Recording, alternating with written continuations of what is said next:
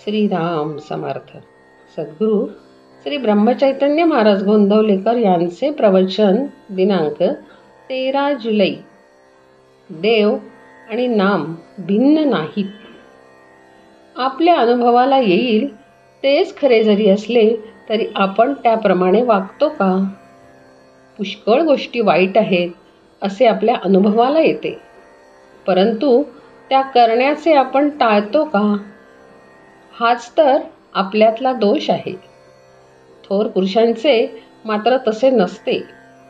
त्यांना जे अनुभवाला आले ते त्यांनी आचरणात आणून दाखविले आणि म्हणूनच ते संत पदवीला गेले.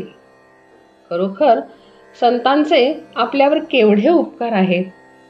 जगातले सुख हे खरे सुख नव्हे, दुःखाने सुखाचा घेतलेला केवळ वेश आहे तो. असे जेव्हा त्याच्या अनुभवास आले तेव्हा त्यांनी त्या सुखाकडे पाठ फिरविली आणि खऱ्या सुखाच्या शोधाला लागले. परमेश्वर प्राप्तीतच खरे सुख आहे असे त्यांना आढळून आले. त्या प्राप्तीचा अगदी सोपा मार्ग म्हणजे ईश्वराचे नाम. हेच वेदकाळापासून तो आत्तापर्यंत सर्व साधुसंतांनी अनुभव घेऊन सांगितले आहे. सद्गुरूकडून मिळालेले ईश्वराचे नाम प्रेमाने, भक्तीने, एकाग्रतेने घेतले तर परमेश्वर आपल्याजवळ येऊन उभा राहतो, असा सर्व संतांनी आपला अनुभव कंठरवाने सांगितला आहे. आपण तसे नाम घेतो का? नामाकरता नाम आपण घेतो का? का मनात काही इच्छा वासना ठेवून घेतो?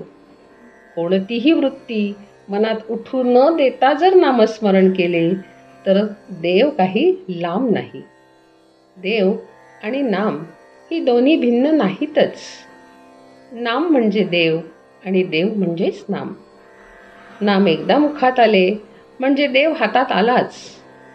मुले पतंग उडवितात. एखादा पतंग आकाशात इतका उंच जातो की तो दिसेनासा होतो, तरी तो पतंग उडविणारा म्हणतो, माझ्या हातात आहे पतंग. कारण पतंगाचा दोर त्याच्या हातात असतो. जोपर्यंत अखंड नामस्मरणाची दोरी आपल्या हातात आहे तोपर्यंत परमेश्वर आपल्या हातात आहे. ती दोरी सुटली की परमेश्वर सुटला. आपल्या नामस्मरणाला एका गोष्टीची अत्यंत जरुरी आहे. आपल्या जीवनात परमेश्वरा वाचून नडते असे जोपर्यंत आपल्याला वाटत नाही तोपर्यंत आपले नामस्मरण खरे नव्हे.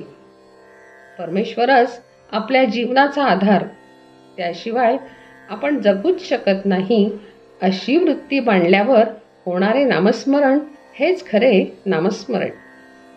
आपली स्थिती तर याच्या अगदी उलट. परमेश्वरा वाचून आपले कुठेच अडत नाही अशा वृत्तीने आपण नामस्मरण करतो. मग परमेश्वर तरी कसा येईल? परमेश्वराचे नाम हेच आपल्या जीवनाचे सर्वस्व समजून नाम घेतले तर जीवनाचे सार्थक झाल्यावाचून राहणार नाही. नामाने भगवंताची प्राप्ती होणारच ही खात्री असावी. अशा नामालाच निष्ठेचे नाम असे म्हणतात. भक्त, भगवंत व नाम ही तिन्ही एकरूपच आहेत. जिथे नाम आहे तिथे भक्त आहे व तेथेच भगवंत आहे. जानकी जीवन स्मरण. जय जय राम.